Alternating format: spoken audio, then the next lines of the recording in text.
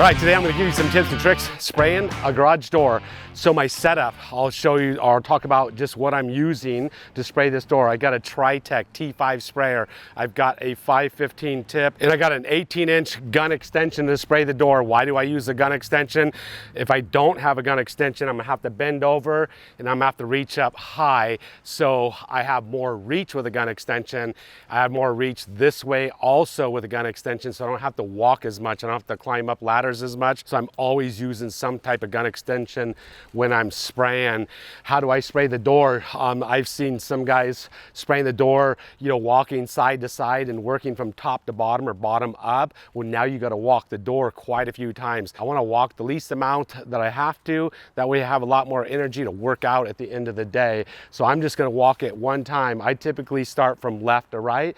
I'm going to go up and down and just walk the door once. So another thing, the gun extensions keep you farther away from the door, because you're gonna have a lot of like silica dust, you're gonna have like just stuff floating in the air from the atomization of the paint. So it keeps you farther away from the substrate, so you're not just in that zone of overspray. You're not getting kicked back on you. You just go home cleaner at the end of the day.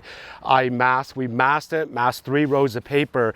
Some people are gonna wonder, should you have a drop cloth out there? If you're uncomfortable with overspray, I'm using a latex product. I'm using Bear Dynasty. It flash dries extremely fast, especially after it's atomized going through the gun. So I'm not gonna, for I don't know, maybe 20 years, I've never put a drop cloth out there. I've never had overspray on the concrete. It really comes down to your comfort. If you're uncomfortable with 2 rows of paper or 3 rows of paper, then just put a drop cloth, after you put your paper down. I've masked the weather strip. The door was up. We masked the weather strip, wrapped it underneath. We'll talk a little bit about pressure. So I'm spraying with a 515 tip. My pressure is typically right around 1600 to 1800 psi. The higher the pressure, the more atomization, the more kickback you're gonna get from the door. More likely you're gonna have overspray, so don't run your pressure too high. If you don't have a pressure gauge on your sprayer and you don't know, that's gonna be difficult. I have a pressure gauge at my sprayer, so I know exactly the pressure I'm running. As soon as I spray the door, another thing is you could get bridging from weather strip to door, and that could be a big problem if you don't score it. So we spray the door, rise it, and then and let it dry up. Another question I do get a lot is, do you spray or paint the door that's behind the weather strip that you can't see? We do not paint that, and I get that question a lot. The reason why is in the heat of the day, you could get your weather strip tacking to that part of the door, which has happened to us. We've actually had garage door openers rip right out of the door because the door weather strip tacked to the painted surface on the other side. We just leave it powder coated. Your weather strip will never stick to it, and it's the only time you'll ever notice that is while the door is rising up. This on the door behind is white. This is kind of like an off-white, so you wouldn't even really see the difference anyways. If the door was previously or brand new was black and now you're painting it white, you could see that, but it's never been an issue. I've never had a customer ever question it, and so we don't paint behind the weather strip. So I'm gonna get over here. We're gonna spray this door. We sprayed the stucco. I'm not worried about overspray getting on the stucco because I've got the trim that blocks it, and it keeps the overspray from kicking, outward right there. I'm gonna be spraying. I'm coming down the line. I'm overlapping 50%. I always start off my first pass, and I started off twice because as you're moving along the line, you're overlapping 50%, and that first pass wouldn't get 2 coats on it, and so it'd probably be light on where it is, the color that the stucco got on there. So 2 passes to start, 2 passes to finish, 50% overlap in the middle, and it's going to be coated. Make sure this is one and done. We spray 1 coat on here, overlap 50%, and the garage door is done. So here we go. We're going to spray it, give you a look at what it looks like.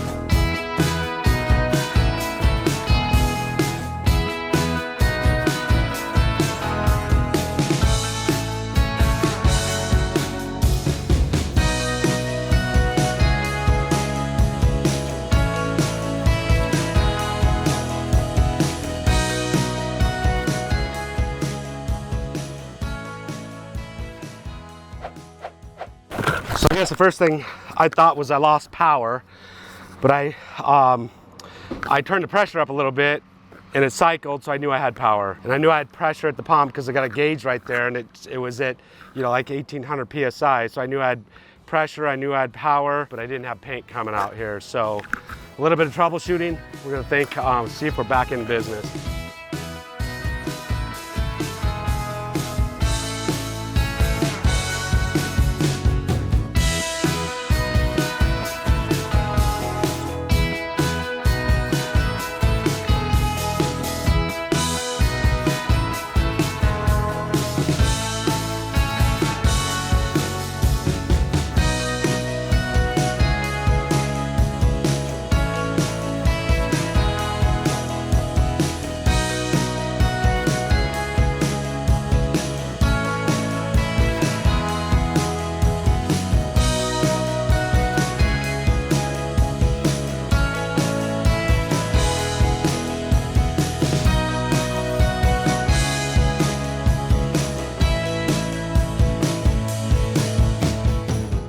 So just ran into a little problem.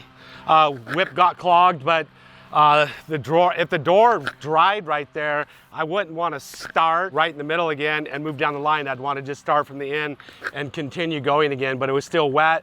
We continued on where we were going. It spit a little bit in the middle when everything shut down, but because of the grain on the metal right there, you won't see that spit at all.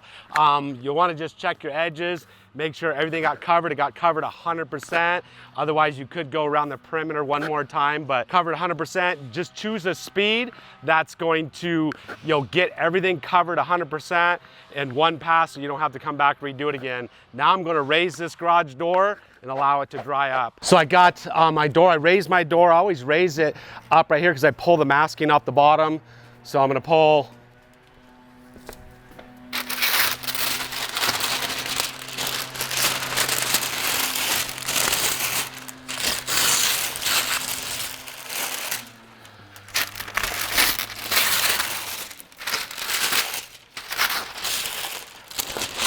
Always pull the masking off the bottom. I know I get this question, quite often. So there's a car behind there. Are you worried about the car getting overspray on it? And I'm not. And you can see how the door, it overlaps right here. Nothing gets through this door. This is it's a insulated door. Nothing's gonna get through that crack the way it overlaps. So no overspray on the car. Don't need to worry about it.